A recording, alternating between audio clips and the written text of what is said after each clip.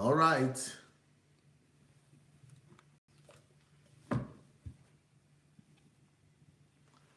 Well, we're about to start now, and we have people from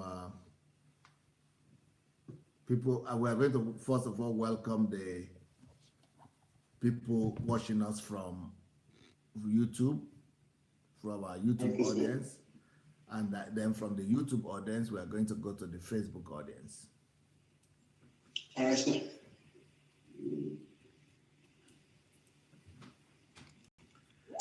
All right, and it's not using this though. It's not working. Is it? Hello? Hello, sir. Yeah, good.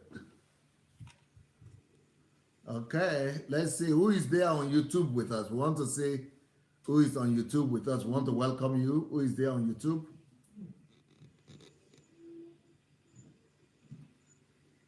Let's greet you. Let's welcome you.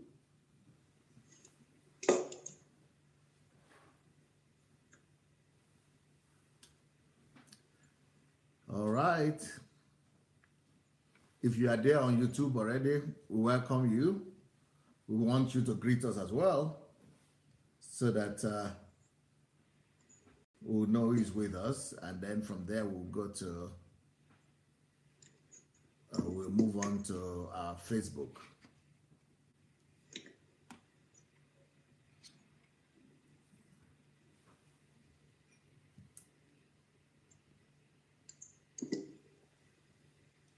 All right, so I'm going to be talking to you about your understanding concerning Nigeria and Yes, sir. this predicament of Nigerians trying to go abroad by all means. Yeah. And you know how you got abroad, and I like your concept about the fact that you believe that even poor people or people from humble backgrounds and people from ordinary homes can also find opportunity to travel abroad. That is almost something like, it's almost impossible for normal Nigerians to think like that. It's almost like only the wealthy and well-to-do will be able to actually exploit the world. So I think, I personally think that the reason you are probably talking like that is because you have an experience in that, and that you are also probably not from a wealthy country, from a wealthy family. Background. Okay, Yes, so you know what it is to come from a humble background, and then to still be able to break through and find your way into your dream. But that is one thing that most people in Nigeria would think that is basically impossible. We are waiting for our Facebook or Facebook line to come on. Once we come on Facebook, then we'll be talking about that more. So who is there on YouTube? Anybody there wants to greet us from YouTube? I'm not seeing your greetings on YouTube, but I see that we have some people there already. Okay, Nkeshi is saying hi. Thank God, Nkeshi, you came to save the situation, because none of the others would like to talk. But Facebook is what we're expecting now. Okay, we have Bamidele, Emmanuel as well, then Nkeshi. Welcome. Okay, I think we are on Facebook now. I will go and welcome a few people from Facebook. I'll go and welcome the people from Facebook. Okay, we have Omokwa Igbin over here. Is it Fina or Pin? I think it's Fina. So let me greet our brethren from Facebook. Okay. I can't see anybody. I see people there, but I can't see them greeting us yet. Okay, we have Olajuba. Oh, that is Bishop. That is Bishop right there, Bishop John. Then we have Prosperous Joseph. We have Precious Oliver. Let's go ahead and invite our friends, especially people who live in Nigeria, who are dreaming of leaving Nigeria, and they are dreaming of leaving Nigeria the wrong way. People who are trying to leave Nigeria, but maybe through Libya or through paying some agents, and people who are vulnerable, who could fall into this trap. So the topic we are going to be talking about today is how to leave Nigeria legally. And this is by somebody that has done it, someone that has gone through such a situation, that himself, has been able to, make this go through. He has his own life experience about this. So we have Precious here, we have Prosperous, we have Oriyomi, we have Apoguma, Benro, Doyen, Abiodo, Ejenihu, Kingsley. Welcome, everyone. Well, I want to introduce to you a gentleman, a young lad, youngster here with me that, wrote a very interesting letter and having very interesting dreams. I would like him to share his dreams with us and also the lessons he has been able to learn from his attempts to travel abroad and where he is right now. Now, Paul, I heard I heard from your story that you applied to go to, is it Norway? No, it's Sweden. Sweden. So you applied to go to Sweden, and your application was accepted, and it was being processed. But while it was being processed, you actually told them you withdrew your own application because you told them that you had told them a lie. Yes. And that because you have told them a lie, they shouldn't process your visa. And you wanted them to know that you have lied to them. So because of that, so who is a Nigerian? But almost no Nigerian will ever believe that it is possible to go to an embassy and tell them the truth. Almost everybody goes to the embassy and tells some kind of lies or the other. Yes. If it is not their account number, then it will be somebody's account number or somebody's name or somebody's passport or their age or their admission letter. It will be one way or the other. People go to the embassies to lie. But you lied, then went to confess by yourself to tell them that it was a lie, and then you stood the chance of not getting the visa. So tell me about that story. All right, sir. What actually happened was that I got, Sweden was operating no fee at that time. Okay. Right now, if you're applying to study in Sweden now, you have to pay. But as at that time, you don't have to pay school fees. But the truth is that when they calculate, you have to calculate $30 for the number of days that you will stay in Sweden.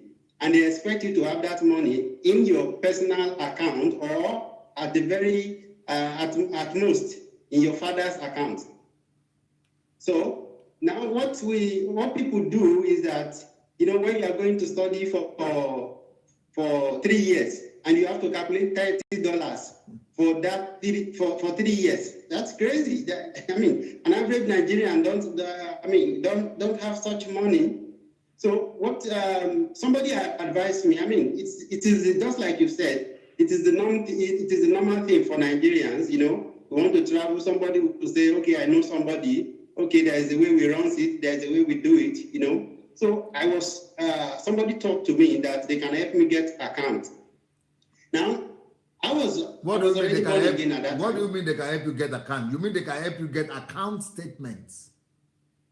Yes. You are talking about account statements? Yes. That means someone who has the money, that amount of money in his own account. Not necessarily. How is it done? I don't know how they process it, but what they do is that they just bring you an account statement with your name on it and with any amount you want it to display. It's not possible. I've never heard that before. but the thing is that no. Wait. What I know happens is that somebody will write me from Nigeria and say I should give my own account and say because I'm their uncle or their brother, I should just show my own account. And that's what I know. That's what I know that people do. Even though I might not be his uncle, but I just say I am ready to take responsibility, to shoulder his financial responsibility. That is the one I know. Sure. Well, but this one you are talking about is like it's a bit different from what I'm just talking about now. Obviously, it's different. Tell me again. I don't get it. I never had this that one again before in my life. Okay. And I'm 50 years old. I'm an old man, but ignorant. There are people all over in Nigeria who claim to be agents, travel agents. So they will tell you that you should bring money. So they will charge you separate.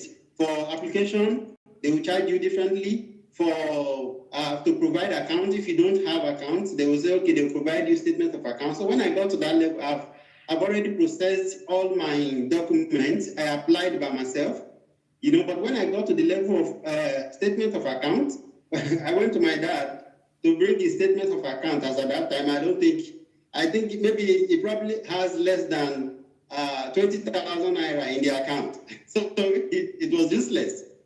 So that now, so on returning back to Lagos, I spoke to somebody and then they said, okay, that they can actually, there's a way they get statement of account and then it will carry your name, and whatever amount, maybe 5 million, 3 million, 10 million naira will display on the account. But that will not pass. That will not pass now in embassy. Because how can that pass? Because they know that you don't work. You are just a student. You are a young man. I don't think that will ever work. Well, that's the more reason I wrote to the embassy. No, but does it work for other people or what? I don't know if it works. I don't know if it works. I doubt. Because okay, when they told the embassy will confirm. When they told you that they could do that for you, you didn't ask them how they were going to do it. I asked, but she also doesn't know, so she had to pay somebody who will do it. So it will carry not your father's name, but your own Koro one. Exactly. But you are just a young man. How can you have 5 million, 10 million?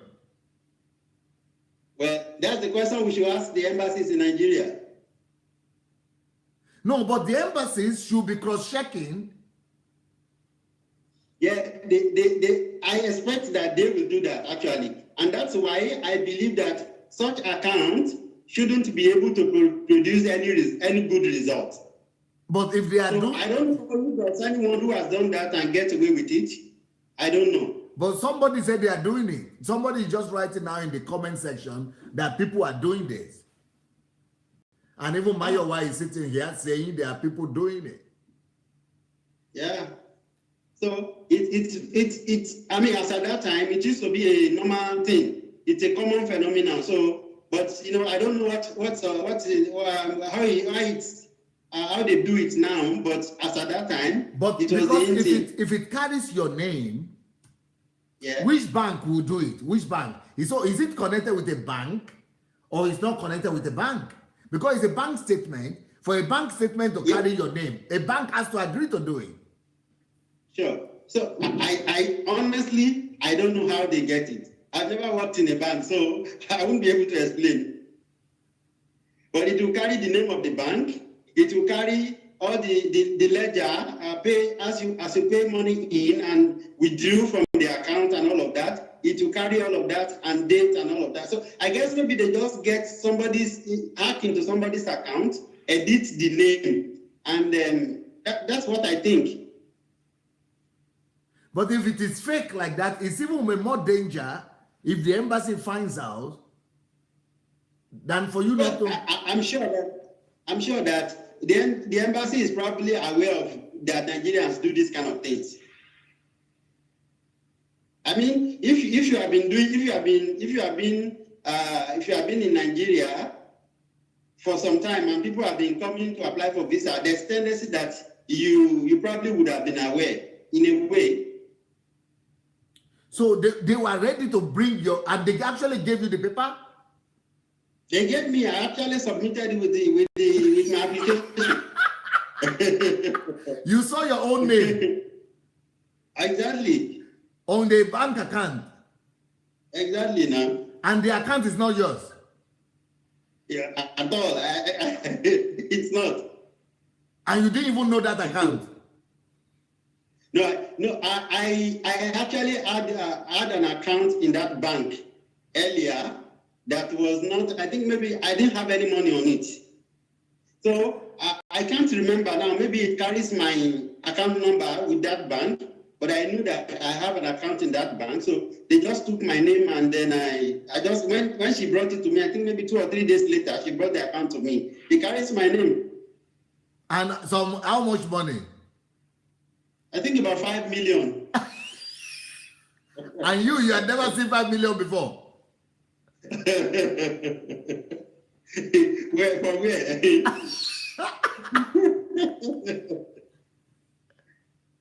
Well, but how much did you pay them to give you that kind of paper? Okay, I was supposed to pay her, I think 10,000 naira, but I gave her 8,000. Just for 10,000 naira, you get an account statement. Yes, no, but what I'm talking about now is in 2009. It doesn't matter when, but you got the paper for 10,000 naira. Yes. And the account was saying 1 million or 5 million. 5 million naira. In 2010. 2009. You know, 5 million in 2009, that means $500,000, you know. Yeah. That's when you calculate $30 for 3 years. Yes, that's $500,000 US. Yes. Yeah, that's it. And the Sweden embassy said you have to have the upkeep at least. That's the minimum at that time, because the Sweden was actually operating a free tuition at that time. But most people, they will be rejoicing and waiting for their visa. So what happened to you? Is it because you got born again that you decided to withdraw the statement? No, I was actually born again before I did it. You were born again when you did it in? Of course. You didn't realize it was a lie? It was a tough decision for me. But it was deception now. Yeah, it was. See, the truth is that if you are not in that position, you will not be able to understand what an average Nigerian, what he goes through. It's not easy. You understand? You know this thing. I want to do it. You have the ability to do it, but unfortunately, you don't have the means, and there's no one that's going to help you. Recently, I was going through my diary. I still saw some of the letters that I wrote. All the dignitaries, church, and every places, and the big persons that I can recollect. I wrote to them then. But the truth is, nobody is going to respond to you. And age was no longer on my side at that time to actually compete for the few scholarship that was available, because they will tell you that for you to get scholarship, you have to be 18, you have to be 19. And at that time, I think I was already maybe 20, I think I was 27 or 28. But I didn't just want to give up on my dream. This was a dream that I've been running with since 2006 after I finished college. What dream? I wanted to study further. I want to be better, because I know that what I got in my school wasn't enough to be able to give me the kind of life I wanted. So I said, okay, I'll go study abroad, But then my parents couldn't afford it. I tried to work, I saved up some money. I got admission. First of all, I got admission to study in South Africa in 2006, 2007. And they had sent me my admission letter and everything. It remains for me. And the little money I could get at that time, I had paid the deposit. The school fee deposit I had paid. So, but it now remained the major part of the fee. But they have sent me admission letter. Ordinarily, what Nigerians do is they will just go and anyhow get money, apply for visa, and go to South Africa. You understand? But the truth is that you have not even paid up to 50% of the school fees. So there's tendency that the school won't even allow you to enroll. So they begin to roam about in the street, or they say they want to get one small job somewhere. Sometimes they say, okay, some of them even forget the school. And that's how some of them get into crime, and they get introduced to all manners of things. But at that time, I just made up my mind that I will not go to South Africa and be roaming about because I haven't paid the fee, so it's useless. My dad took me to somebody who said he was going to buy ticket for me. I'm looking for school fees. You are talking about ticket. Ticket is the last thing, So, but I said, okay, I just. I wrote the school that I deferred the admission to the following year, so I couldn't go. So there were a few options again, but finance has always been a problem. Getting admission to study abroad is not a big deal, but what about finance? Nigeria practically has no plan or there's no opportunity at all for the average person. But is it not going to be... There are so many people that are competing for the few scholarship that is available. But it's going to be the same thing if you had gone to Sweden. You still didn't have the money. They just gave you the paper. It will still be the same thing as with South Africa. So why is it that you didn't agree when it comes to South Africa, and when it comes to Sweden, then you agreed? Sweden was tuition free. Yeah, it was tuition free, but you needed the upkeep money. Yeah, upkeep.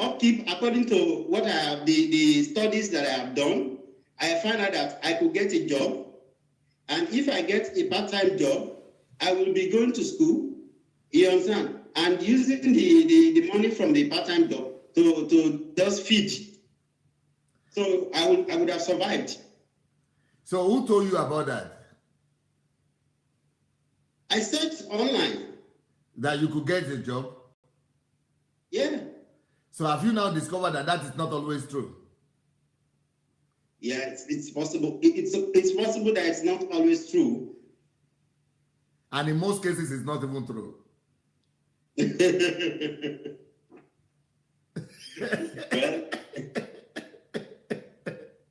Do you know that in most of this country, they even ban you from working? Yeah. Just like where I am now, you cannot work. They wrote it on my visa. I'm studying, but you cannot work. And in most countries, it's like that. Even in the United Kingdom, it might be like that too. But some people say they have some hours. They give you a number of hours, 20 hours a week. Yeah, but that's only in the United Kingdom. But in most other countries, they don't even give you those hours. Yes. You're only a student. So what happened after South Africa attempt? So, well, as I couldn't get enough money to pay now, so I didn't even apply for the visa. I just wrote to the school that I was deferring the admission to the following year. Yeah, but the following year you are not planning to make use of the opportunity for the following year. Well, the money still did not come the following year, so. Huh? Money still did not come the following year, so there was no need. So so that was when you came to the Swedish option? Exactly. So I kept looking for other openings, kept looking for other opportunities. Then I found the Swedish opportunity, and then I applied, got admission, and then I was happy that it was free tuition until I got to the level of applying for visa. That was when I found out that you have to have a huge amount of money in your account to be able to get a visa. Then somebody proposed. So in other words, it's not really free.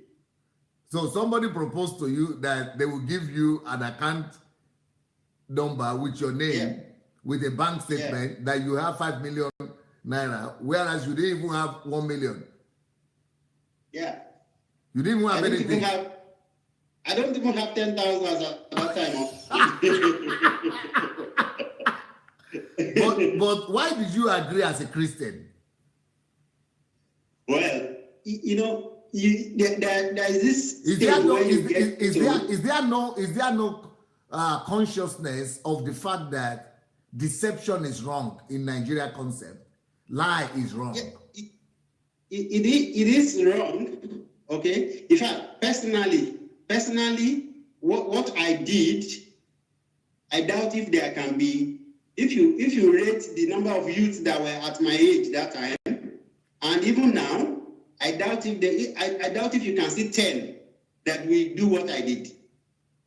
It was wrong. Okay, contemplated. Yes, you contemplated. I contemplated not to do it. In fact, my wife stood her ground that I shouldn't do it. You know, but I had lost hope that if I didn't take this opportunity, that was the end. Because I was looking at my age, I was looking at opportunities. There were, very scarce opportunities in Nigeria as at that time for me that I could take advantage of. So, and the fact that you are a Christian probably won't change any situation as far as money was concerned.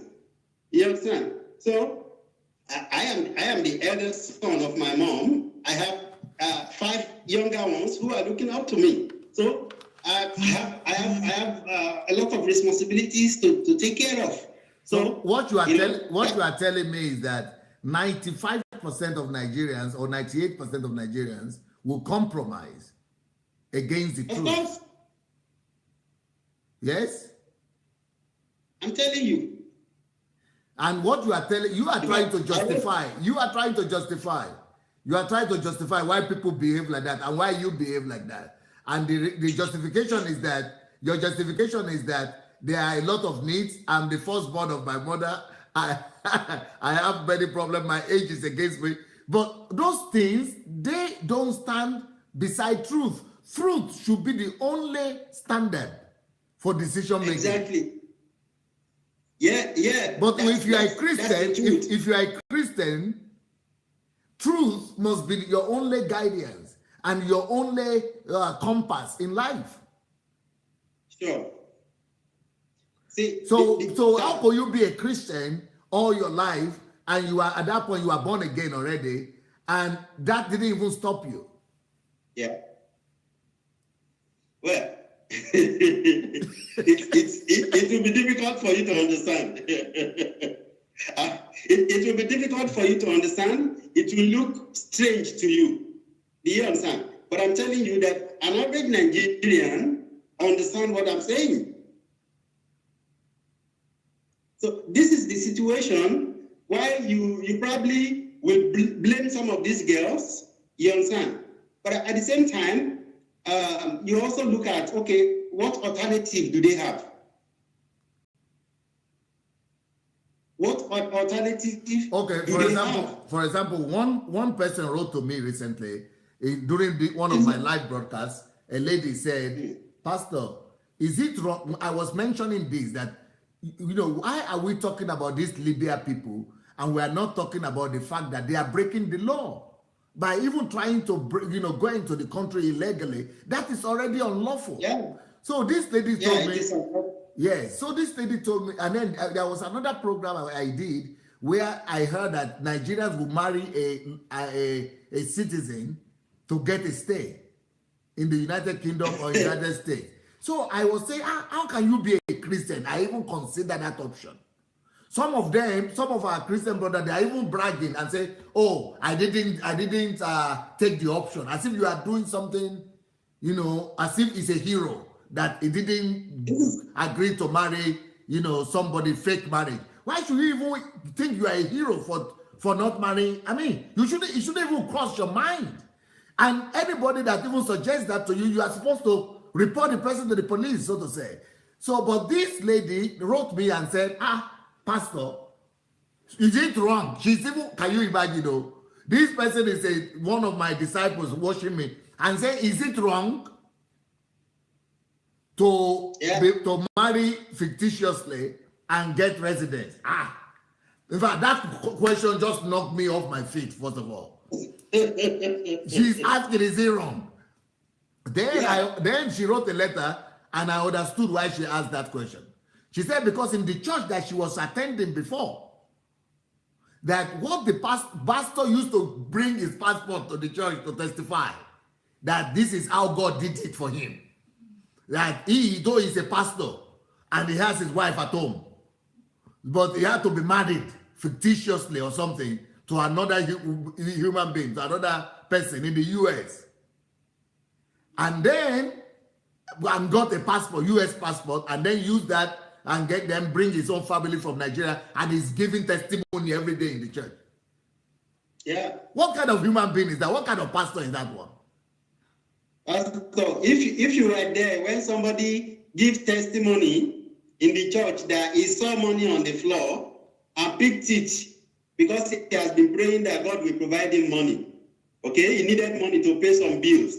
And then he walked out of his office one afternoon and saw money on the floor and picked it and used it to pay his bill and came to the church to testify that God has provided the money that he needed. What would you say? He has to take it to the police. Well, this is the kind of Paul is laughing as if I'm from the ancient age. see, sir, you didn't just. It might be difficult for somebody like you to understand the situation in Nigeria. You understand? No, Paul. People behave as they behave. But then I'm not justifying. See, recently in 2016, I saw 1,000 dirhams. Okay, 1,000 dirhams, and as at that time in Nigeria money, it will be, I think 86 or 87,000. 86 or 87,000 naira. Okay. And guess what? I was actually it was in 2005. I was actually struggling to get money to get visa for my wife. So ordinarily, it would have, if I was to be like that guy, I would have said, "Oh, this is prayer answered."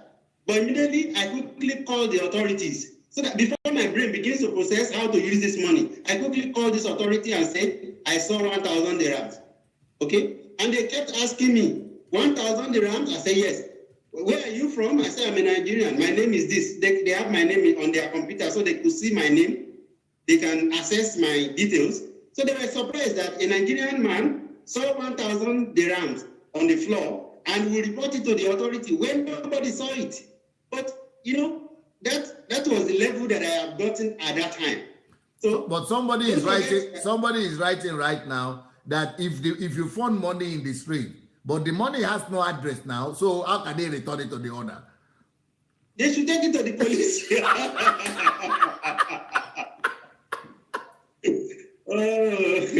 But the person who is writing this is a Nigerian. Yes. See, this is the mentality that we are dealing with, sir. No, but you cannot be dealing with that kind of mentality. If that is what we are dealing with in Nigeria, then we are in trouble.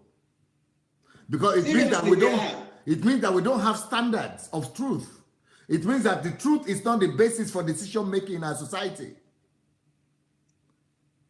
Sir, see, the truth is that an average Nigerian does not know what integrity means. So when you are dealing with the issue of corruption in Nigeria, as far as Nigeria is concerned, forget about politicians. Let us go to the root and address it. Because the market woman is not better than the politician. Because the organizer who is on the street is not better than the politician. The only difference between them is that the politician has opportunity to millions and billions, while the organizer has opportunity to maybe cheat me, an ordinary person, who he will actually fix my tire, and then the market woman also will actually be able to get maybe 100 naira or 200 naira extra from me. So the concept of integrity is not something that is understood by many Nigerians. So, and people are agreeing with you. That's what's surprising me. People are writing comments that they agree with you. That's the truth. I lived in Nigeria for all my life. And the person who said that he shouldn't take it to the police, he said he has a case. He is arguing his case. He's also in Nigeria, but he's living in Italy. He says, so is the police the owner? I think it's luck.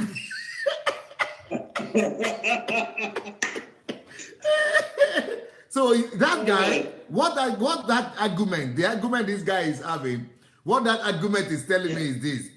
He's telling me that that guy has never been trained in the culture of truth and integrity. It means that that guy doesn't know the definition of justice. And it means that that guy is not familiar with equity. And that truth is a foreign concept to him. It is. Because he's saying the police is not the owner. Am I talking about the fact that the police is the owner? Yeah. You know what I did? They asked me, they tell me where to take the money to. When I took the money to them, they gave me a printout that I took the money, that I brought the money. Okay? And it was recorded on their computer. That's in Abu Dhabi. And at another time, I saw another 100 dirhams again. I brought it. Okay? So I now said, what about the one I brought the other time, which was 1,000 dirhams? He said, it has been given to the Abu Dhabi police. And it was recorded on their computer. I said, okay, give me a printout. I guess maybe it's in my diary somewhere in Abu Dhabi, or I don't know. I would have shown it to you, because it was recorded on their computer. And the remark in front of the 1,000 dirhams was that it has been given to Abu Dhabi police. Now, those ones will now return it back to the government. Now, this is a situation where there is a working system. But in Nigeria, if it had happened to me, I would say it's none of my business. If police want to spend it, let them spend it. But Nigerians will argue and say, oh, the police also will spend it. So if he wants to spend it, let him spend it. So what we are dealing with, sir, is a total decadence in our society. No, so I'm not even talking about the police anymore. I mean about politicians. But in our mind also, because, for example, Shinaza, another person, I think she's a Nigerian too, she is writing that it was when she got to Sweden that she first saw people finding money in the street and taking to police. She never heard of that concept before. Can you imagine a grown-up human being? Somebody grew up in Africa the whole of her life, never heard of the concept that you find money, you take to police. Yeah. And she only heard about that and saw that when she got to Europe. But when I was growing up in Nigeria, this is what I was taught. This thing I'm telling you now, I was not taught it in Europe. I was taught it when I was growing up in Nigeria. Even me, I was taught in Nigeria. I lived the first 20 years of my life. I did not come to the city at all. So I lived with my grandparents in the early 80s. See, when they go to the farm, people harvest their yam, they harvest the banana and put it on the roadside. Yes. Okay? And nothing touches it. Everybody is using that same road, but it is left there. If your neighbor's banana becomes mature, you harvest it for him. If it is convenient for you to bring it for him at home, you will. Or you keep it somewhere where animals will not be able to touch it. Yes. But if you try that now, in fact, if somebody even, if you, even that which you keep, that which you keep, you won't meet it. How much more the more you harvest and put it on the roadside. So when I was growing, we had values. Recently, I wrote on the Facebook that the Ekiti people that I know, they are not the same kind of Ekiti people the Ekiti youth that exist right now. Wow. Because we used to have value.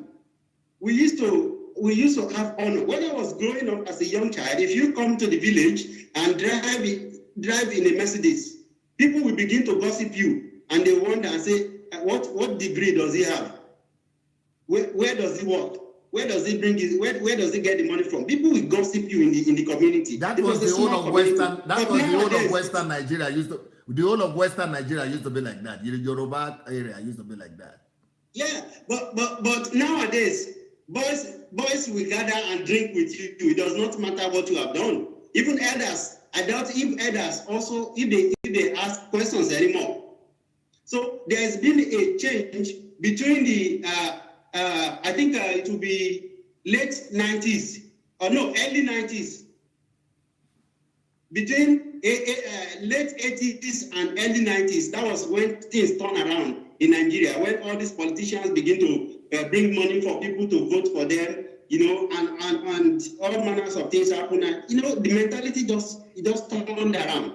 And, there are a few things that I have noticed personally as a social scientist and as somebody that will be working with the youth. There are a few things that I have personally observed, which are the root cause of these problems that we have in our nation. Okay. You want me to mention them? Yes. Okay. Now I wrote them down. I wrote 5 here. Yes. And the number one is the social and economic influence. Now, for instance, in Edo, because we are talking about the Libya, in Edo, I think so. I met a guy in. There are a lot of them in UAE. Even most of the, 90% of the prostitutes in UAE who are Nigerians are from Edo. So I asked them, I got curious, what is wrong? Why all these girls, 15, 16, small girls? So somebody told me, he said, if you see the best houses in Benin City belongs to some of these girls who are doing prostitutes in Italy.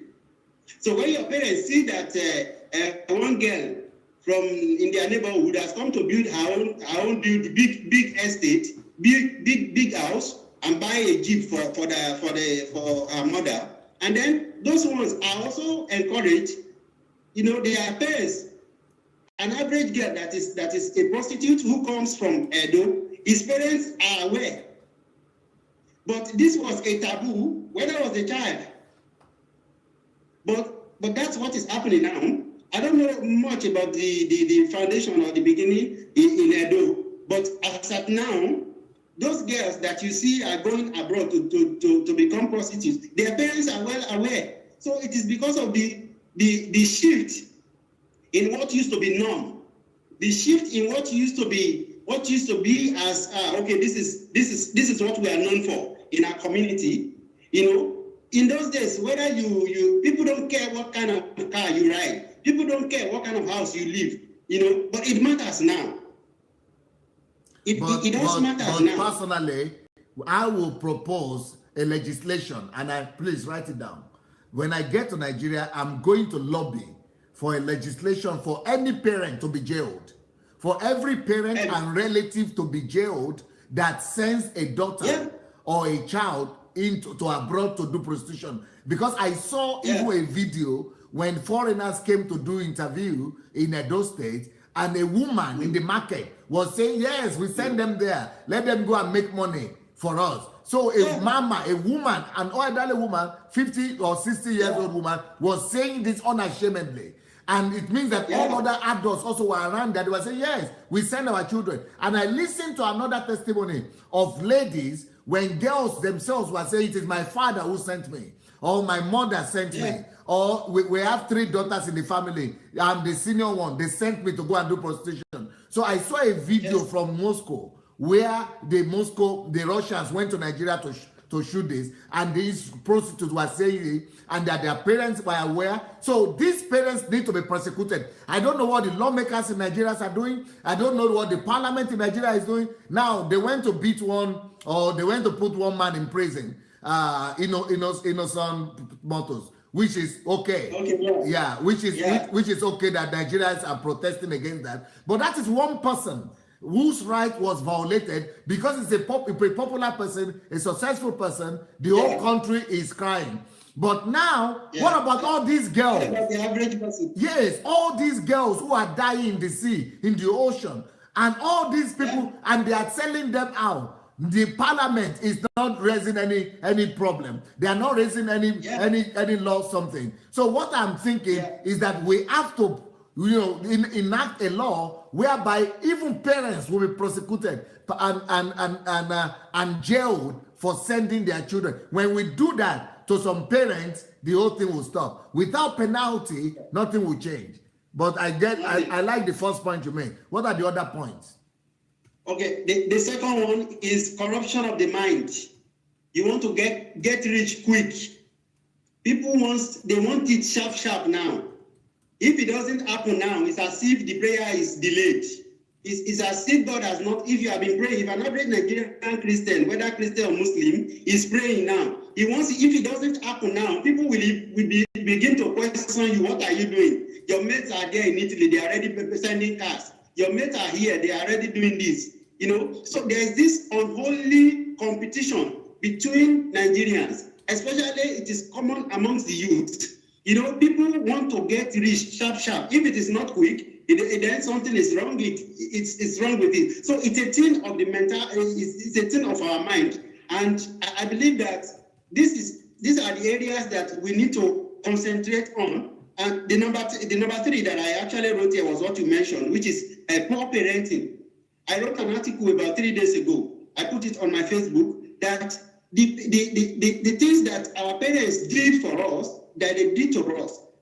I live in Ekiti, for instance. I was a child in Ekiti, whereby throughout the summer holidays, you have to go and work for your parents on the farm. Okay, on Saturday you have to go to farm. It got to a time whereby you will have to return. After you return from, imagine you walked maybe about 2 kilometers to get home from school, and then after you arrive home, you still have to go to the farm, maybe to go and bring firewood, to go and bring some food items that have just been harvested. These are students, children. You expect that child to still remember what he was taught. You understand?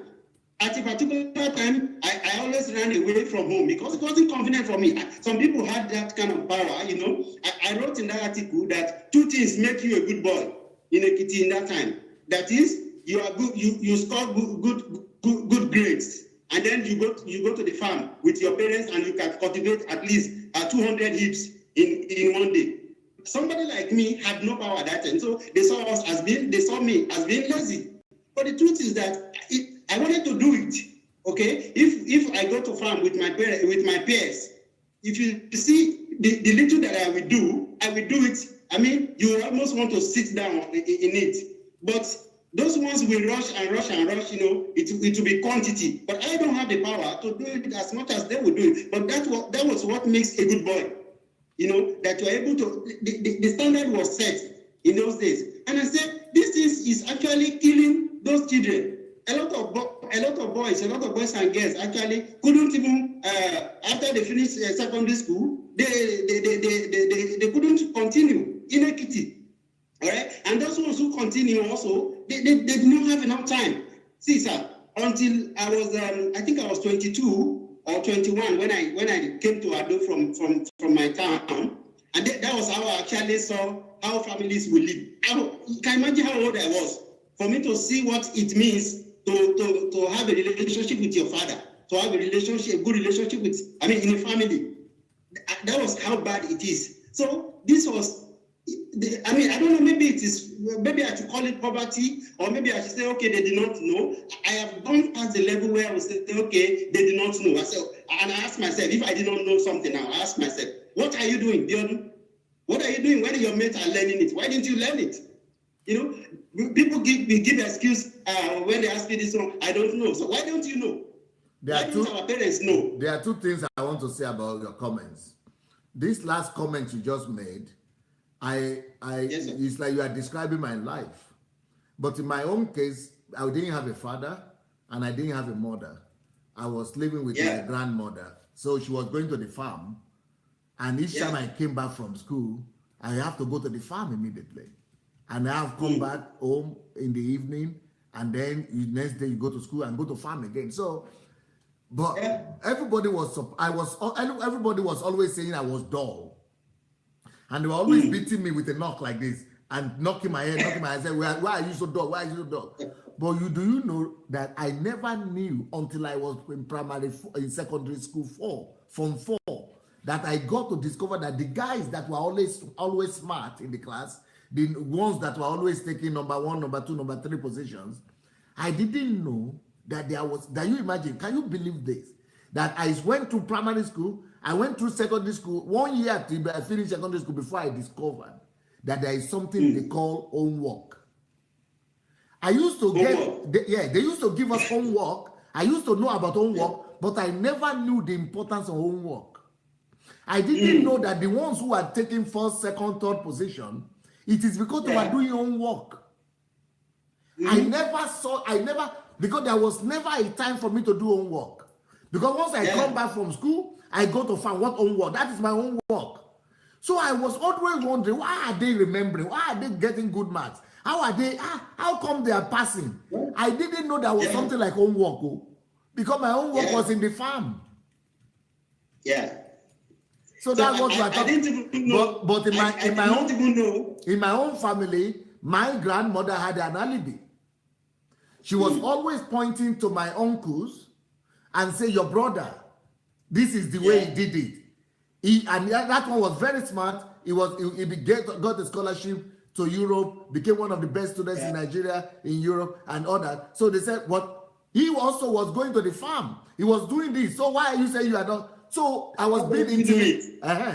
I was always being shamed and intimidated that they could do it. So why are you now complaining? They didn't complain.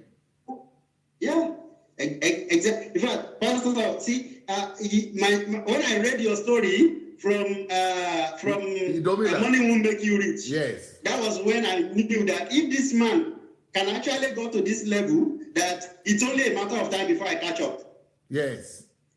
That was in 2010.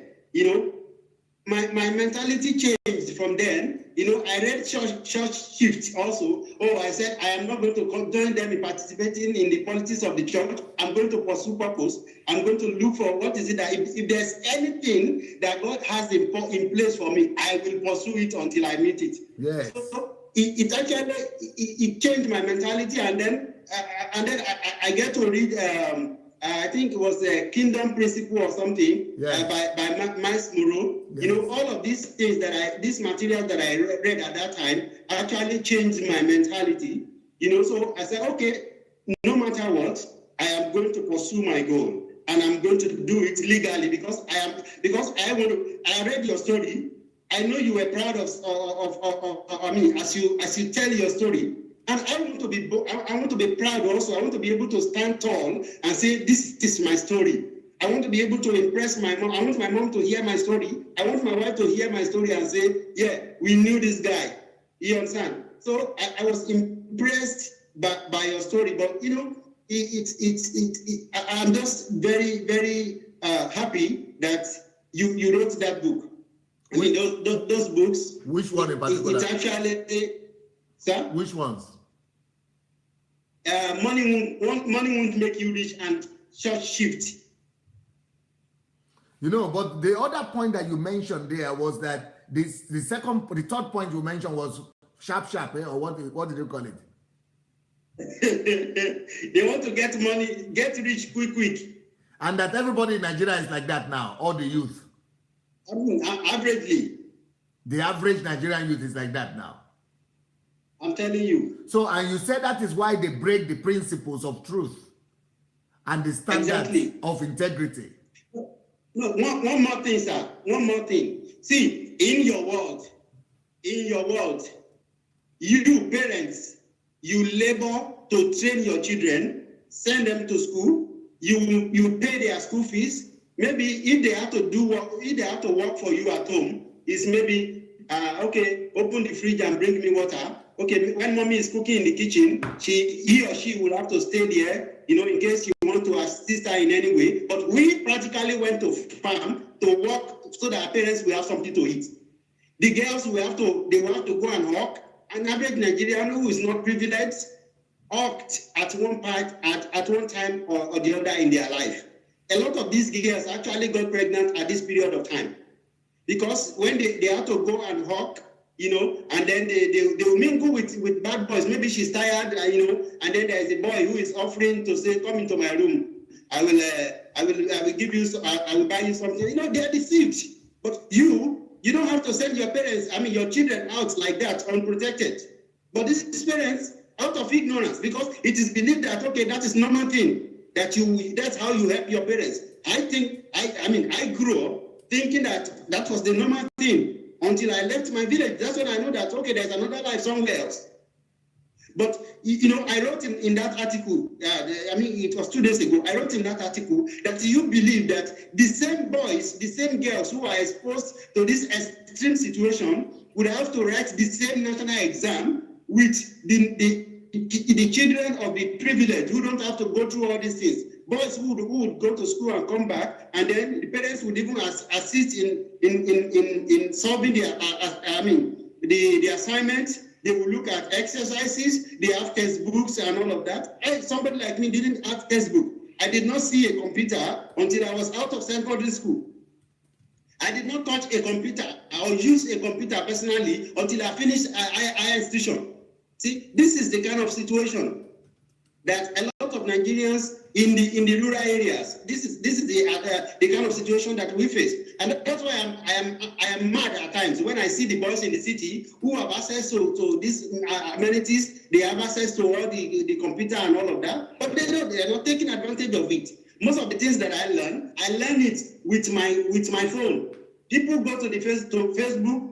They go to they get a smartphone. They are going to like Facebook, like people's picture. I wrote something sometimes ago that when you go to Facebook, you will not look for something, an article that somebody has written, or a video that can benefit you. You are going to look for picture to like. Even Christians, they will say, if you believe that Jesus is alive, share and like. What nonsense! But this is what people do. If you like your page now, you see a few Africans, a few Nigerians who are there, where they can actually learn something that will change, that will transform them. It's me who know what I'm talking about. But go to an average somebody that is joking, somebody that is joking, a joking website. You see them in their millions. They just want to laughing up their future. It's unfortunate, but well, this is the situation that we find ourselves, and somebody like me is just crazy. I want to as much as possible help as many that I can help. So I think we go to the next one, sir, if you don't mind. Yes, please. Okay, the number 4 is low self-esteem. Okay. Low self-esteem. Yes. That's why you see people traveling abroad. You see somebody who is a graduate in Nigeria is comfortable to be a cleaner. Okay, he goes to a city like London. Is comfortable. It's not big deal for me. When I went to Abu Dhabi, I got a labor job. Okay, so but I have an agenda.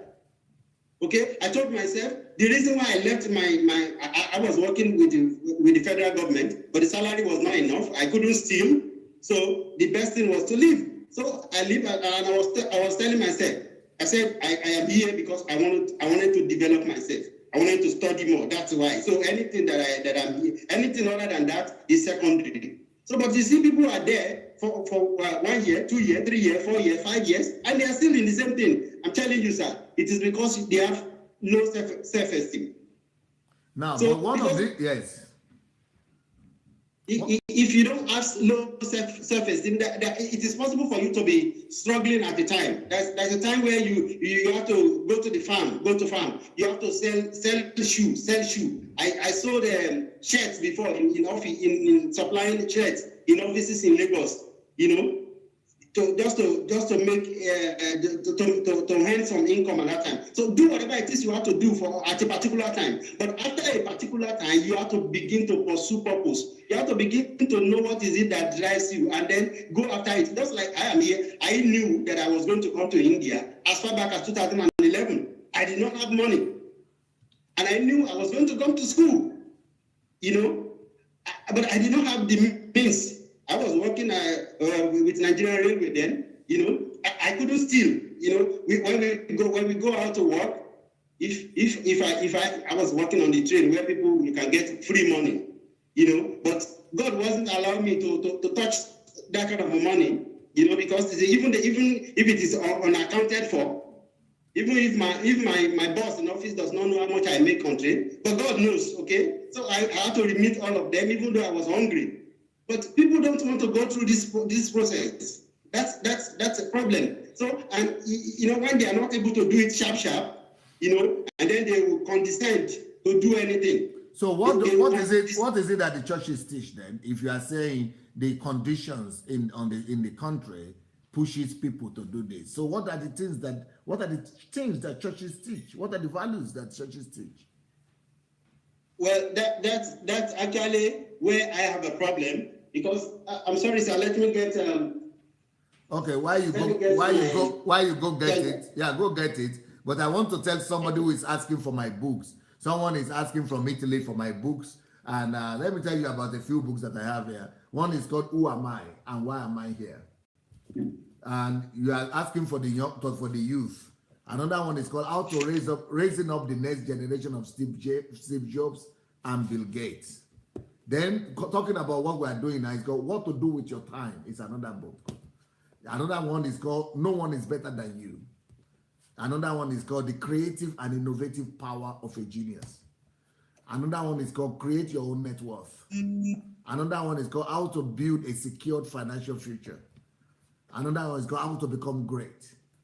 Another one is called "Why You Must Urgently Become a Workaholic." So these are all books that will teach principles. So that's why I'm asking my brother Paul here. So if these things are not being taught in Nigeria, because church is supposed to be about teaching principles. So what are the churches doing?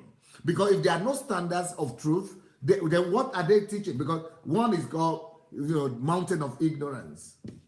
One is called how to be in the here and now. One is called problems, your shortcut to prominence. This is another one, 7 tips to self-fulfillment in life. The veritable source of energy. Life is an opportunity. So I have so many books that are talking about these principles that we are talking about now. And for you, you're asking how to get it is go to Amazon. If you go to Amazon, you can get it on Amazon. But if you are on Kindle on Amazon, you can read them all for free. You can read all these books for free if you are on Kindle Unlimited. But if you are not, then you have to buy. But then if you want to buy it even cheaper than on Amazon, then you have to write to my office. Write to dssbooks@gmail.com. dssbooks@gmail.com. But if you're in Nigeria, look for Shioma. And she has some books already in Nigeria, I guess. So look for Shioma in Lagos. She has all these books too. So if you are in Nigeria. But I want to hear Paul. Yes, I'm hearing you, Paul. All right, sir. So I'm going to conclude with this one. Yes. Which is the 5th one. It's a life that has no vision, sir. Okay. See, when a man has no vision, yes, he will settle for anything. Okay. See, what has been pushing me around all this while was the vision that I have. So when somebody does not have vision, when you don't know what to do with your life, you will settle for anything. Whatever is thrown to you, it looks like it. All right. So that's the major problem that a lot of us you still didn't answer my question. You are a Christian, and you said even though you have been able to live by some standard, but when they offer you to give you a bank statement under your name, which is not your bank statement, you agreed to it. So I said, but what you did, you are telling me that what you did, that only few people in Nigeria will agree to do it. Out of 1 million, maybe only about 10, that will agree to go and withdraw their application. Because what you did is that you wrote to the embassy that, oh, I lied to you. The statement I gave to you was not my own. And that is the heroic action that you did. And you said not too many Nigerians will be. So what are those and these same people are still going to church and tomorrow. So what are they being taught in church? That's what I want to ask you. Well, it depends on how I won't be able to answer that for so many people. Honestly, many people go to church for different reasons. You understand? And a lot of these factors that I wrote here, actually also play it also plays a function in terms of the religion, in terms of what people believe. Okay, I got to a level where I was tired of myself. Okay, and I wanted to do it God's way. I wanted to look for Him sincerely. Okay, that was when, and that was because of the information that was available to me. The information that I got, which were extra. All right. So people go to church for different reasons. So that's just the summary of it. Okay, then the next thing is that, so how do you now travel out of Nigeria legally? People want to know that. Okay. So what I was working in railway, now let me say this. Not just for you, but for everybody that's watching us now, and people are coming in from Nigeria and from all over. How do you get out of that country legally? Okay. See, number one thing that I will say is that people should learn to make money. I wish there is a better way to say it, but what I read in that book, you have to learn to make money, learn to save it. All right, save it and invest on your vision. So you see, like I said, there was a time that I did not have a job at all. So what I did was I got a loan of 100,000 naira from my mom. I will go to Idumota in Lagos and buy shirts and trousers. Now I will now go to offices like Coca-Cola, 7-Up, any office that I think look a bit touch, like Guinness and all of that. So as you create contacts, people you can call who work in that office. Please, I have some materials I just want to show. I was buying and I was making money. Sometimes I make more than 50% of what I sell. Now, that was not what I used to travel, but it actually, I'm saying these are some of the things that Nigerian youths can use to make small money. Especially if you live in Lagos. If you live in the cities in Lagos, there's no how somebody, a Nigerian youth who live in any of the cities, maybe especially Lagos, Port Harcourt, and probably Kano and Abuja, shouldn't be able to make small money if they're able to do this kind of thing. So what I did was, after I joined railway in 2010, a few months later, I got a loan. All right, I got a loan and I bought a bus. So when I bought this bus, ordinarily when people get a job like that, they want to buy a private car. An average Nigerian. These are some of the problems. I wrote it in the number 1, social and economic influence. I wrote house and cars in front of it in bracket. People want to, first of all, we have a mentality that first thing that you have to begin to build a house, you have to buy a car, which is liability. But sir, unfortunately, I did not know that houses and cars are liability until I read those books. So an average Nigerian does not understand that this is liability. Like my dad's house now, for the rest of his life, he's going to continue to spend money on it because there is no tenant in it. But people, when you tell some people they get angry, they insult you. Maybe some people that are listening to me probably are angry now because they spend all whatever it is that they have made all their life, they use it to build a house rather than add value to themselves. So now, when I bought the bus, I will go in the evening. I will go to Lagos Island. All right. I will pick passenger from Lagos Island to Costain. I was doing like that every night.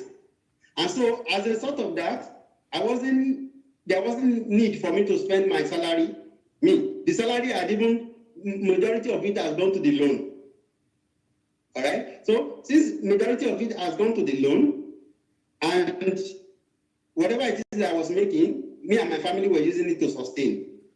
So gradually, I wasn't able to take railway money, and God helped me. I was known for it. A lot of people began to call me pastor. I teach in the church. I teach all these things, and I stand for the truth. I stand for justice. But I wasn't, even though I was also thinking maybe I was a pastor at that time, But then, and I know this, you don't do these things. So I decided I was going to relate to Ibadan, because in Ibadan, housing was cheap. My salary still remains, so I sold up the bus. So when I sold it, if I had bought a car, I probably wouldn't be able to sell it and still make my money back. So by the time I sold it almost at the same money that I bought it with. You understand? And within that period, I had made some money with it. So when I got to Ibadan, the cost of living in Ibadan was lesser. Now I got another loan. That was after 2 years. I got another loan. So this loan, I had been thinking, okay, what am I going to do with it? What was in vogue was that people would go and buy land, and then they would begin to look for small money to go and buy 5 blocks, to buy 10 blocks, to buy cement, and then build it. Some of them, by the time they are leaving civil service, that's when they get their pension. That's when they finally roof the house. Okay, some of them, before they leave the civil service, that's when they finally finished it. Or some even half.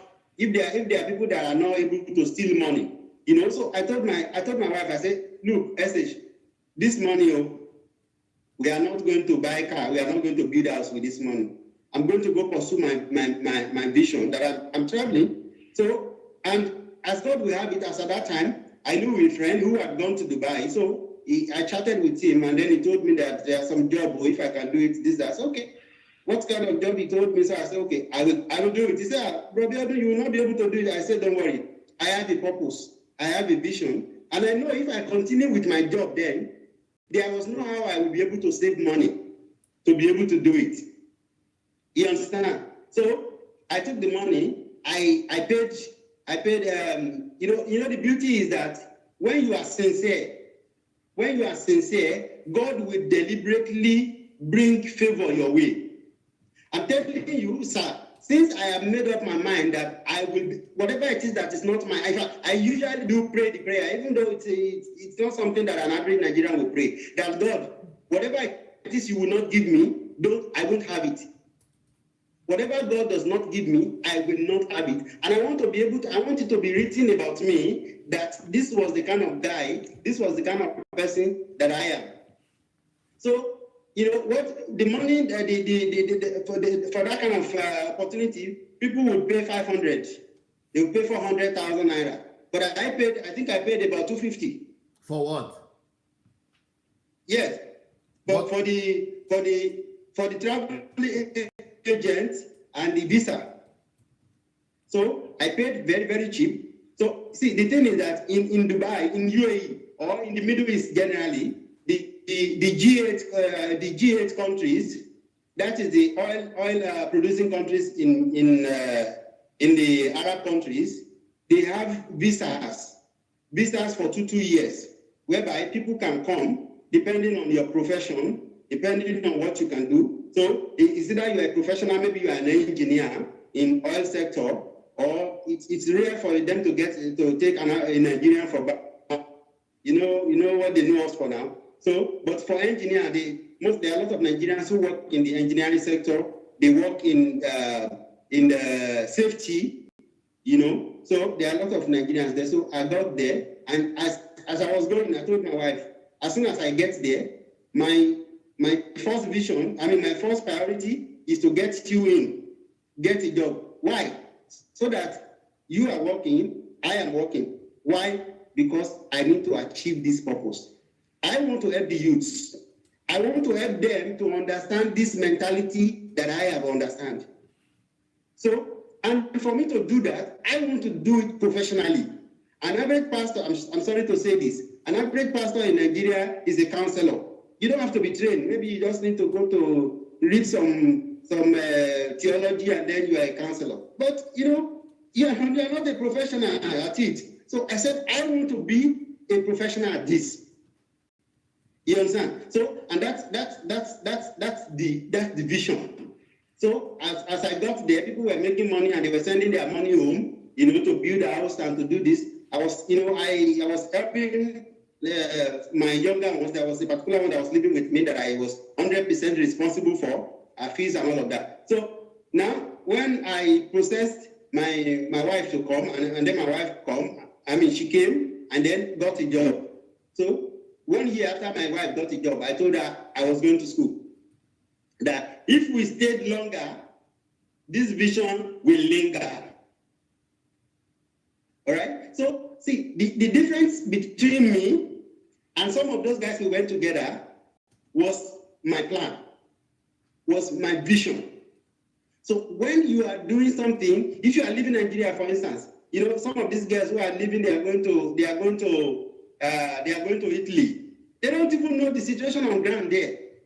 They did not educate themselves to know whether you will be accepted there, what kind of job, what kind of opportunity will be available for you. But before I left, I knew everything. In fact, I knew more than what an average travel agent in Nigeria would know. Because I have Googled almost all the countries that could actually offer me scholarship. I have Googled all the organizations that offer any kind of loan. Most of the countries that you can study what I wanted to study, I have known everything about them. So, and this is what most people don't do. When you don't plan, you are planning to fail. It is simple. So this youth, I'm telling you, sir, if somebody actually have a plan, if you have a plan that you are thinking that this plan is going to come to pass, you would have known the situation of Libya. Because it is not news. I mean, it's not news, even though maybe now, because I don't know why there is much attention on it now, but it has been happening for long. When I go to UAE in 2014, I met somebody who told me that he also went through the desert. Personally told me that he went through the desert and was in Libya for about maybe about a year thereabout. But as it was difficult for them to cross, that was when he returned back home. So now these things, if somebody like me, my salary at that time was less than 50,000 naira. So, and you want to do what I am doing now. So you have to research very well. For that, this is very important for anybody that is listening to this. Maybe he wants to also travel abroad and want to study abroad. But you have to know that it's not sharp.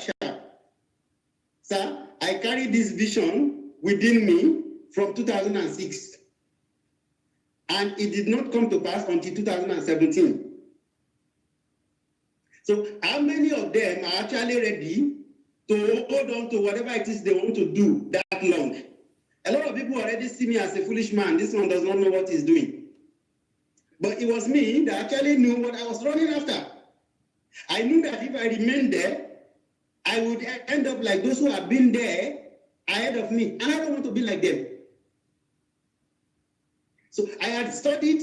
If I want to be like you, sir, all I need to do is to study you. Study the processes. Study what you did. All right? If I go through the same process that you went through, there's tendency. In fact, there's 80 or 90% chance that I'm close to you, to where you are. So, but an average person who doesn't think like that, they are thinking that there is one shortcut somewhere. There is no shortcut. Because if you take shortcut, there's tendency that they will cut you short. So, what most of them did not know is that when you go into a country illegally, you already limit yourself. You already limit your traveling career. Now, I have lived in UAE for 3 years. I have left. I am in this country now, legally. All right? By the next time I'm going somewhere else, they will look at the history of my traveling. So if I had gone to South Africa and be roaming about in South Africa and become illegal there, see, all these things count. It's just like if you want to take a loan in the West, they will look at your credit reports. Maybe you are taking loan, he didn't pay back. So when he didn't pay back on time, or he delayed, or he default, and because of that, you may not qualify to take another one. The same thing it is with traveling. When your report, when you, or maybe you go abroad somewhere, you already misbehave, just like it is affecting us. Everybody, every Nigerian, everyone that carries the green passport now, that is traveling anywhere in the world, all these things that's happening is affecting us. Because when they see a Nigerian, they want to double check. Because that's what the media projects to them. And you see all these guys that were being showed, even though they are coming from Edo State, they are saying it is because of Boko Haram. But Boko Haram did not come to that area. But so it's disheartening, but unfortunately, this is the situation that we find ourselves. So I have a few factors here that somebody need to consider if you want to travel abroad. Yes, please. The first one is ask yourself, why? Why do I want to travel? People travel abroad. Nigerians travel abroad, one, for study. Some go because they want better career. Better career opportunities. Some, they call it, they do what I call hustling. They go to hustle, okay? Some of them don't have skills, you know. When you don't have skill, you will end up doing what you will not like to do. When you go out of Nigeria to any developed country and you don't have a skill, you will end up doing what you do not want to do. And you see, they say an average Nigerian is an angry man when he goes abroad. And the ones that are working in respectable offices, they don't get angry easily. But those ones who are laborers, they get angry because some of them are graduates. And a graduate who is a taxi driver, a graduate who is a cleaner, okay? So when at any small when you get offend him small, he gets angry. He's not directly getting angry at that person or that situation, but he's getting angry because of his own situation. So my advice is that if you are going to a place, you need to research it very well. There are countries that are good, there are countries that are not so good. Another thing also is the fact that your personality. I have been in this country now and people say, oh, they don't like Nigerians, this, that. But I have met parents who have actually told me, Paul, if you need anything, call me. All right? So it is also your personality, how you carry yourself, you know. But when you go, you dress anyhow, you talk anyhow. So people just assume, oh, this is who Nigerians are. But this also boils back to low self-esteem. If you have low self-esteem, you carry yourself well. I am a king, okay? So I deserve to be respected. And so I won't talk in such a way that you will insult me. The way some of our people behave when they go abroad irritates me personally. I mean, I feel what's wrong with these people? You know, but unfortunately they say, oh, they are Nigerians, that's the way they are. But we are not. There are those who are bothered to be different. Like me, I told myself, I will be different. If every other person they are going the wrong way, I will be the only one. If it remains for me, only me to be the one that is treading the right way, I will stay by what I know is the right thing to do. So after you have asked yourself, you've sort out the question of why you want to travel, then you have to look at which country, and then you have to research the country that you want to go to. Now, there are factors to consider. Your connection in that country. So, for instance, sir, if I'm coming to Ukraine right now, and then if I personally know you, I have your contact, I can actually say, okay, sir, I am coming to Ukraine. This is my purpose of coming to Ukraine, and then you can give me first-hand information. Okay, if I need, maybe you can actually accommodate for 1 or 2 days. All right, you know, all these things. You have to verify, you have to find out. Don't just jump into the plane and then go to a place you don't know, you know, and then you become a nuisance there, and then embarrass yourself and embarrass your country, embarrass your family. You know, so another thing is find out the cost. What am I going to spend? You know, what am I going to? I know what I was going to spend in South Africa. That was why I didn't go. All right. This one I'm coming, I know. But when I was going to come to this country, I had researched almost all the countries that offer the program that I want to do. I applied to the US and they didn't give me visa. I know that I knew why I didn't get a visa. I did not blame them. You know? But people blame, they say, oh, those people they did not like me. Yes, because of this one. But you did not qualify. You know, people don't tell themselves the truth. Our people don't tell themselves the truth. I look at the paper. I go to the office and I look at, and they gave me the paper. I say, when I look at it, I say, oh, truly, I did not qualify. You know? So another thing is that Nigerians who are traveling abroad, don't just go and give your money to agents. There are so many Nigerians who are parading themselves as agents, travel agents. They are robbers. They are frauds. There are a lot of them in Dubai. The guys who don't have passports, they don't have visa, they are roaming about in Dubai, and they are sending text messages to Nigeria saying, parading themselves to be agents. And then you spend your hard-earned money in Nigeria, you change it to dollar and send it to somebody in Dubai, and they will use your money to go and enjoy. Or they will even, you know the worst thing, sir, they will process ordinary tourist visa for them. Ordinary tourist visa that anybody can go to the counter and pay for. They will process tourist visa for them. So when you get to the Dubai airport, you're on your own. So people need to use their brain. You know, there's something I just found out recently. I said it's like there's something in our body that make us to suspend our brain. You know, especially church people. It's like we suspend our brain. You know, people will be praying for what they are not supposed to pray for. You know. People will, you know, that's unfortunate. So what I'm saying is that people should protect their money. That's somebody texted me sometimes ago and was saying want to travel. I told him, first thing, protect your money. Before you send your money to somebody, make sure that you know that person. Or if it's a visa, you can process yourself. Process the visa yourself. For instance, if you want to go to any country in any of the states in UAE, go and do tourist visa. If you have the money, you have money for accommodation, you have money for flight. Go by yourself. Take your visa and go. Get a bus card and go from city to city. You know, with your visa. Your visa, yes, your visa, your passport, and then your CV, your updated CV.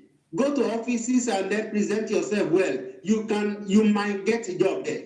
It's not very common, but you may get a job there. But if you are going to get a labor job now, you have to go through an agent. That's where the problem is. And that's where a lot of people get cheated. Some people have been promised and say, oh, this job is a very beautiful job. You're going to be they want to come to UAE and to work in office. But it doesn't work like that. It doesn't work like that. When they work in those places. The work is not it's not like in Nigeria. It's until when I got there that I know why their country is beautiful, sir. People have to work for 12 hours. Some people work for 13 hours, 14 hours. Imagine that sun. Imagine the heat. And that's why you see it's like maybe you are gotten to, there are some places you get to in UAE, it's as if you are gotten to heaven. Especially if you are coming from places in Nigeria. You know, I almost want to cry when I got to Abu Dhabi the first day. Because I say, these people, if they could do this, why couldn't we? You know, but, I'm just saying that this is something that we should prepare for. If you are going to work abroad, you should know that you are going to work the normal hours. If you are going to toilet, they will time you. Unlike in Nigeria where everybody, I was saying, I am writing a book currently. I am currently writing a book, and I wrote it in my book that I am actually seeing and foreseeing a time where in countries like Nigeria, in countries like India, and the other developing countries, where people will have to work for their money. If we get to that level where people work based on what they earn, they work develop. If people, there are a lot of people in Nigeria. An average civil servant in Nigeria doesn't do anything. I'm not scared to say it. I was a civil servant for 5 years. My mom is still a civil servant. But an average civil servant does not do Nigeria. I wrote in an article recently. I said, if Nigeria, if you manage any business the way the Nigerian civil servants are managing Nigeria, you will be out of business very soon. And that's one of the reasons that Nigeria is like that. Go to UAE, sir. Nobody take cash from you. You want to pay any government, you want to pay any fee, you pay by card. Nobody takes cash from you. But in Nigeria, go and see the way it is being done. If you go to UAE, they say if they resume 12 o'clock, by 12 o'clock, somebody is there. Because they are being monitored. If you cross the red line, even as a pedestrian, you get fined. All these things we have to, sometimes I just wonder, I say, all these our leaders, they are going abroad and they are saying all these things. So why can't they implement this kind of a thing in our country? Is it money that we do not have? Or is it brain that we don't have? Or because we just suppress it and make it dormant? I do say that the brain is the best thing, is the greatest thing that God has given to us. But unfortunately, we have learned how to suppress it. We have learned how to not use it. We'd rather pray rather than to use our brain. We'd rather fast rather than to use our brain. People would agree to do hard work, all right? They would do hard labor than for them to use their brain. For instance, I wrote in an article, I said, my grandparents in the 80s, in the 70s, they used cutlass and hoe to do their farming. But in 2017, an average Nigerian who is a farmer is still using the same thing, cutlass and hoe. So tell me, sir, how much is it going to make in 2017? So he's doing hard work. He's doing hard labor when he's supposed to use his brain. It is a game of number. Multiply it. Some people, like India now, some people are saying, oh, population is our problem. Like Nigeria, some people say, okay, the population is going up. But people that are doing businesses like Dangote, the population is a blessing to them. Because an average Nigerian will eat indomie. An average Nigerian will buy spaghetti. You will buy sugar. You will buy cement. So as the population goes up, compulsively you are forced to buy their products. So they make no money. So an average Nigerian is crying and saying, oh, it is because of the population. But no, it is inability to think. The inability to use our brain is the greatest problem that we have. And then corruption of the mind. So I guess I'm taking so much time. Then another thing that I said here is to plan for it. Plan for where you are going. Plan. If you don't plan, you are planning to fail. In fact, you already failed. When you don't plan, you already fail. Then, don't just go. Don't just go without. I told you, when I was leaving Nigeria, I told myself that after maximum 3 years in UAE, I would have lived to go and pursue the reason why I left. It is difficult. So don't just go. I mean, right now, living. You didn't finish the statements. Don't just go. Come again. Don't just go. What's the point? You didn't finish the point. Yeah, I said, don't just go without a plan. Okay, you said that already. After that? Yeah. Yes. So the next one now is that they need to be an ambassador. Be an ambassador. Sir, I have a mentality. I have a mentality that I am an ambassador of Nigeria. I am an ambassador to myself. And I'm an ambassador of God. I represent God. Everywhere I go, people I don't need to preach before they see God in me. I don't need to say it before people begin to wonder that something is wrong with this guy. Something is everywhere I go. That's the way it is now. They wonder and say, something is wrong with him. I say, yes, because something is wrong with me. I want to be strange. I want to be among those who are strange. I want to be among those who have dared to be different. But it comes with price. So the question is, are you ready to pay the price? Are you ready? My wife, myself and my wife now, the money that we have spent so far, I'm currently going to a school, one of the most expensive school in this country. That's where I'm attending now. But it takes me years. It takes sacrifice. So when we need to prepare ourselves for all of these things. I have prepared myself. And that's why I cherish my wife for understanding. What are it's you not easy. What are you reading? Social work. Oh, good.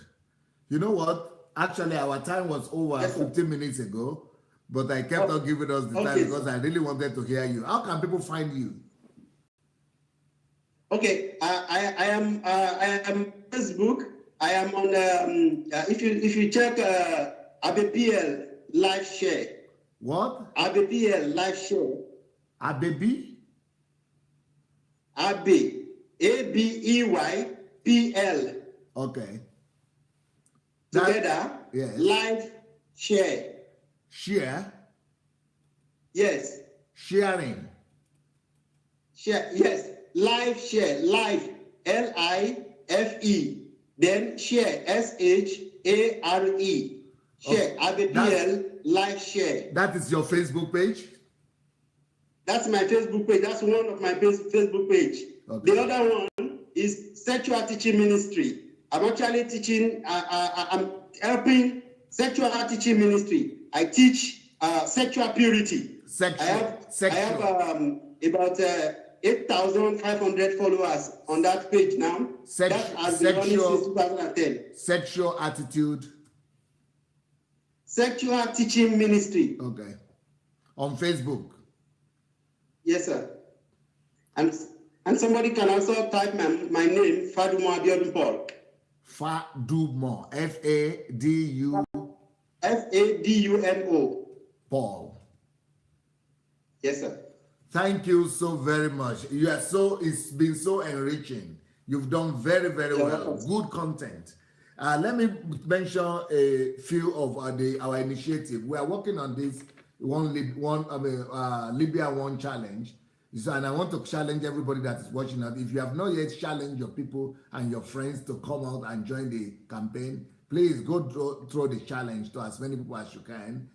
Tell them to go to gofundme.com/Libya One Challenge and let them call forward 5 or 10 more people. Let them challenge their friends to put up the advert, to put on the publicity, and challenge people to also join the trail. If it's $1, you can. If it's $5, you can. Put any amount you can to help these people. We want to gather 1 million, and we want to resettle them in Nigeria and help all these people. And the ones in Libya, we still want to help deliver them. So help spread the word to spread the challenge. Concerning the book, The Dignity of Labor is another book here that you might want to consider. This is the book that Paul was talking about, Money Won't Make You Rich. Another book that will be very revolutionary for a lot of people here is called The Law of Difference, one of my best books that I've ever written. One is Where There Is Money, where there is problem, there is money. Insulted by Ungodliness. Let the Heroes Arise. Poverty Mindset versus Abundance Mindset.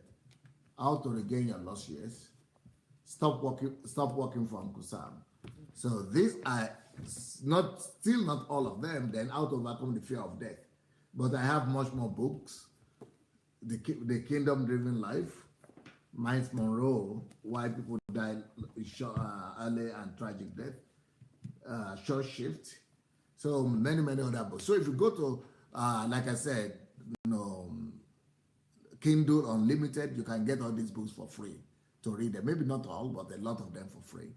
And that is Kindle Unlimited. Or you could buy them on Amazon. Or you could write to dsasbooks@gmail.com. And you can actually be a distributor of the books. For you to distribute the book, you'll be able to make 60 to 70% of the money from each book. 60 to 70% of money. So just write to dsasbooks@gmail.com for that. And somebody will get back to you. Or you could buy it also from my office, which will be cheaper than on Amazon, which is dsasbooks.com. It's dsasbooks@gmail.com. If you're in Nigeria, I heard that there's already some books in Nigeria already. So go look for Shioma in Nigeria, in Lagos. Her telephone number is always there in one of the comment sections. So look for her, and you'll be able to get all these books in Lagos as well. Well, I want to thank Paul. Is there anything you would like to say before you leave, Paul? Okay, sir. I don't know if you won't mind. I would want to tell people about a program that I'm just organizing now. Yes, please. It is made for youths. You know, I want to begin to transfer the knowledge that I have learned, the experiences that I have gathered. I believe it is capable of building the country. So I am inviting them to find a way to find me. I am creating a private group right now for people that I can monitor, you know, so that I begin to transfer what God has taught me and the things that I will continue to learn. And so that's Fadumo Paul, right? Yes, sir. Just look for your Fadumo Paul on the internet, then they'll be able to find you. Yes, sir. Thank you so much, Paul. I really appreciate it. I am so proud to have talked to you, and I feel that I'm seeing myself in you. And I'm glad that you're a younger man, and I'm full of encouragement that there are still people like you in Nigeria, that it's not totally hopeless in our country, and that if we could get as many people as possible like you, if we could raise up as many people like you, we'll be able to restore Nigeria. But then I also heard what you said, that it's through the books that you have read, it's through the that are available to you. So that's why I'm talking about the books. If we make as much information available to people, there is hope for Nigeria. Thank you so much, and greetings to your family. God bless. Yes, sir. Bye. Thank you, sir. Yeah. Yes, sir. Bye.